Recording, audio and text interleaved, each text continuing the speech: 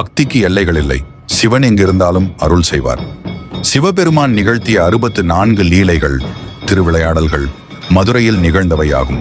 பரஞ்சோதி முனிவர் இயற்றிய திருவிளையாடல் புராணத்தில் இவை விரிவாக கூறப்பட்டுள்ளது. கடல் கடந்த வணிகனுக்கு அருள் செய்தது.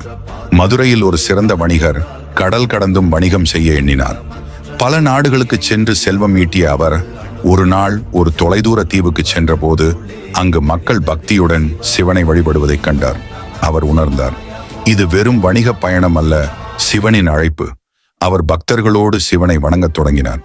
அவரது உண்மையான பக்தியை கண்டு சிவபெருமான் அருள் பாலித்து, எங்கிருந்தாலும் உண்மையான பக்திக்கு நான் அருள் செய்வேன் என்று ஆசீர்வதித்தார்.